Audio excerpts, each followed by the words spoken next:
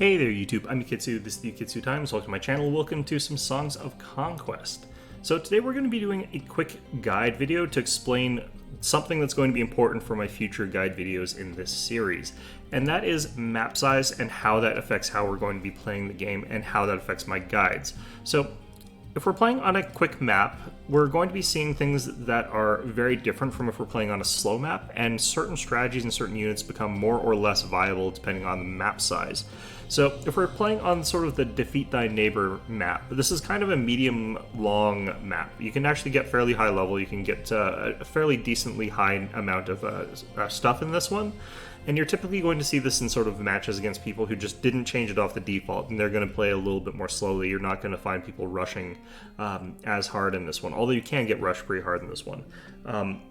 So typically speaking, I think that if you're on a map like Defeat Thy Neighbor, you're going to be able to build those tier 3 units potentially. Not that I would necessarily recommend it for every faction, but it's an option. You could potentially have 2 medium slots to get 2 different types of medium units, or even more than that. It's going to be a slightly slower game. You're going to have higher level abilities and higher level characters. By contrast, on a map like, say, Early Bird or Feud Island, you're looking at a situation where the map is a lot tighter. If you're on Valley Low, you're going to be looking at a map that's a lot tighter, and you're going to be fighting each other really quite quickly in these sorts of maps here. So, generally speaking, I would say for maps like those faster ones, we're going to want to have a compositions capable of fighting with very early game units and sort of compositions there.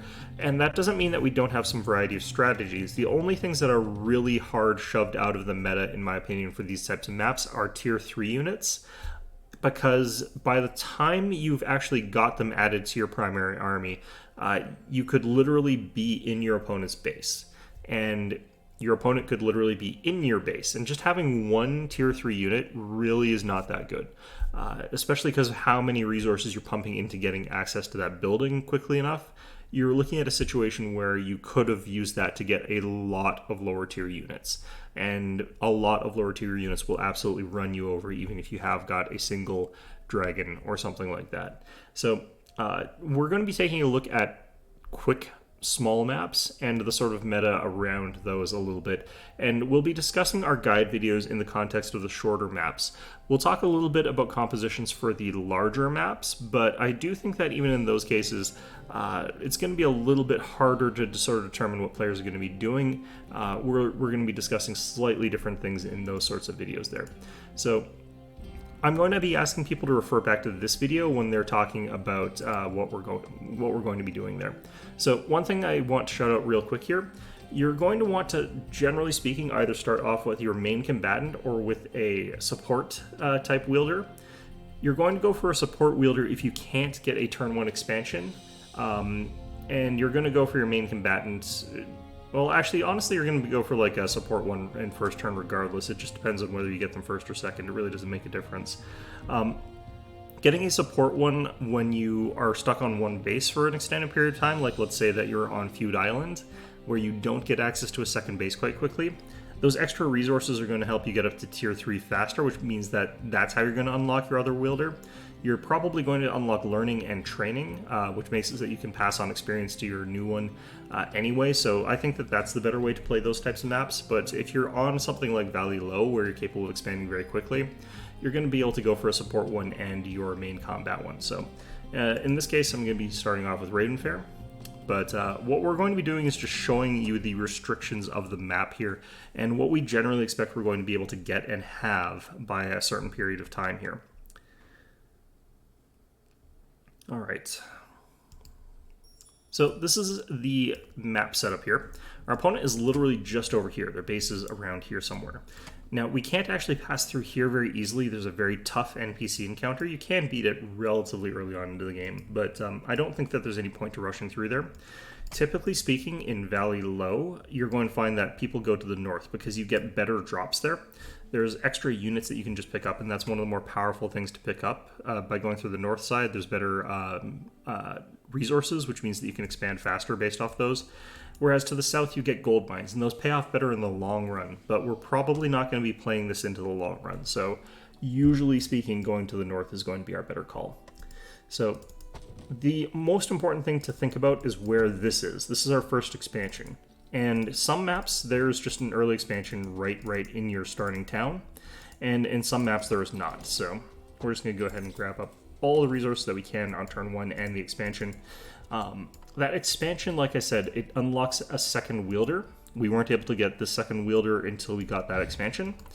And that's going to be like our support one. Like I said, it doesn't really matter since you're going to have them both first turn anyway. So in this case, I think we take this one.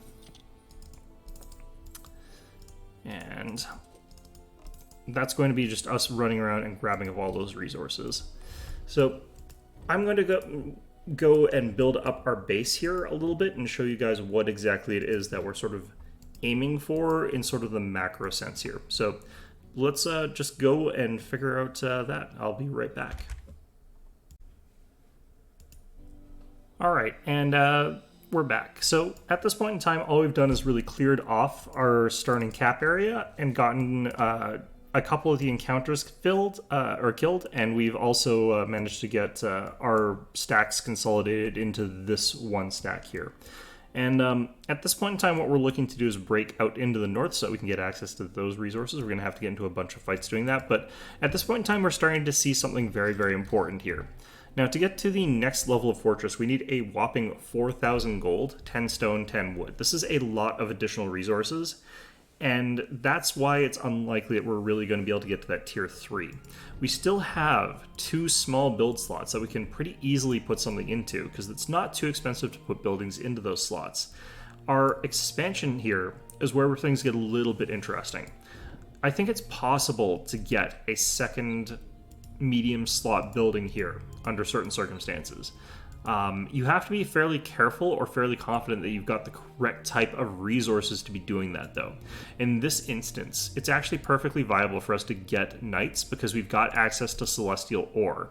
But if we didn't have access to celestial ore, we wouldn't want to have this building because if we get the sort of medium slot building here and we don't have access to that, we can't build those Knights of Fist of the Order.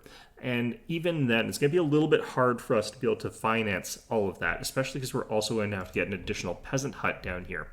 Now, if I was planning on going Knights, which I wasn't, what I would probably actually do is get the Knights at this building here, upgrade this first so I could get the barracks down here, and make it so that I'm getting the knights up here and the archers and the swordsmen, shields of order down here.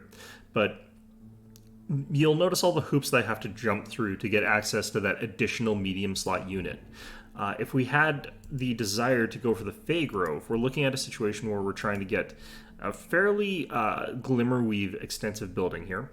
The horned ones, we have to also have a decent amount of Glimmerweave to get that one, and then tier 2, I believe you also have to pay Glimmerweave to get to tier 2. So what we're looking at is a situation where I wouldn't be able to afford to get this, and if I'm trying to get from 2 medium buildings, I can't even buy my way into that building because I would have to have a market to buy my way into it, and I need a medium slot to get that. So unless you have the natural resources lying around the map here, you're locked out of getting access to a second tier 2 building, which means that generally speaking, by the time that a game ends, you're only going to have access to 1 choice of these sorts of units, maybe 2 if you're lucky. Now, we don't really need to get 2 barracks here.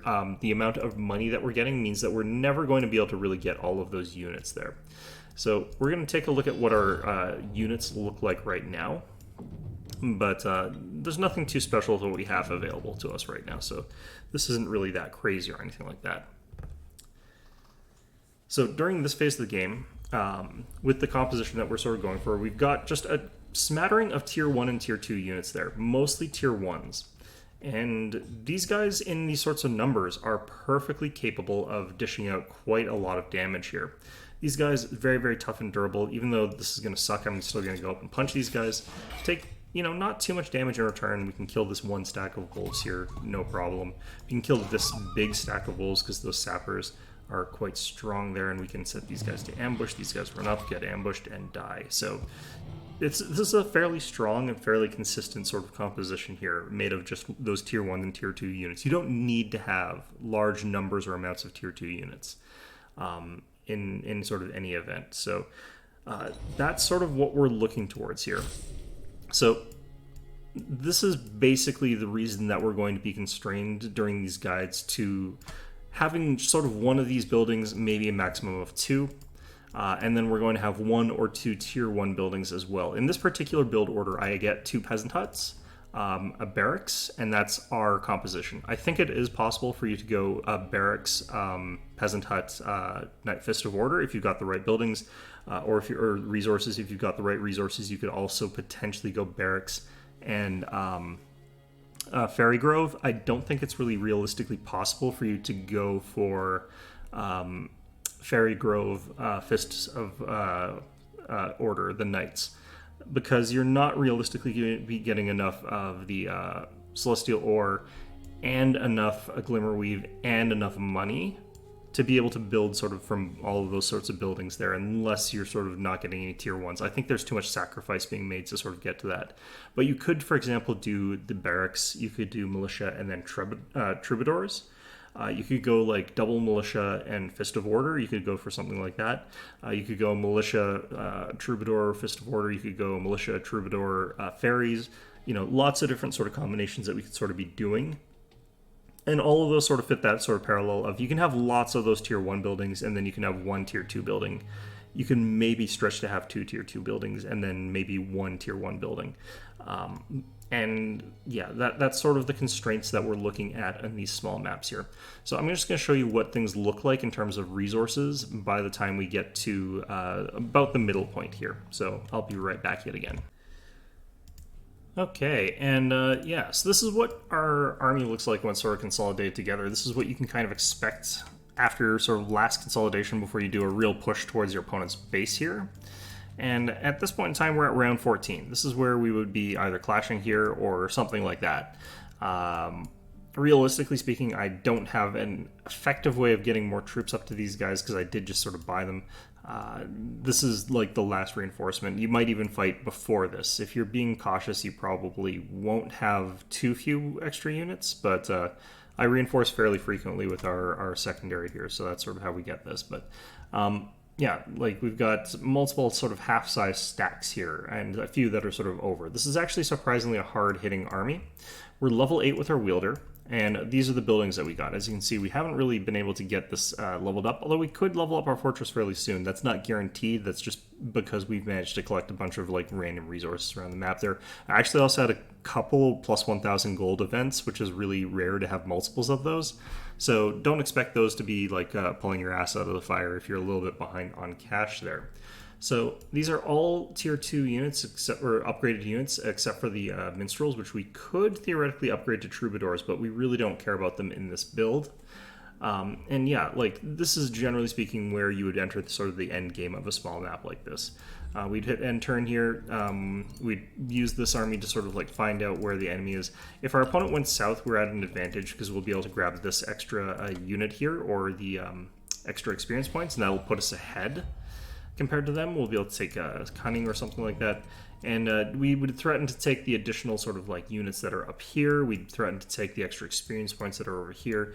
Just generally speaking, stronger stuff than what you get down to the south. So if you went this route, what I could be doing, of course, is sending Baron Silverlink back down. We'd potentially try to get him some sort of defensive units over here, put them into the garrison, get him those extra units. We could demolish a farm and build a tower. Just anything to sort of delay while we sort of destroy their main base here, which we would have a really easy time at this point in time.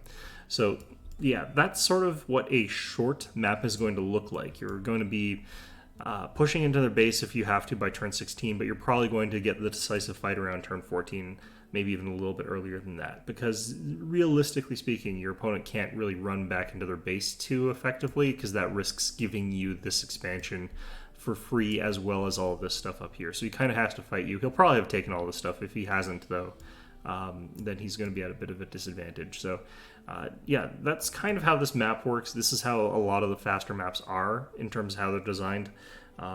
You're going to find that one direction is just a little bit better than a different direction, and you're going to be ending off the game, capping it off pretty quickly, potentially with a base race, potentially with a climactic sort of fight between you two. So again, we don't have really access to that that tier 3 version of the building. We've only got like 2 medium slots, and it's difficult to get the resources that we need unless we're really lucky with the RNG to build anything other than from 1 medium building. And even then, you could theoretically get a second one and have enough money to be able to build from that, but again, a lot of the money that we have right now came from random drops and random events. You can't rely on that all that effectively. So in any event, though, that's going to be our video for today.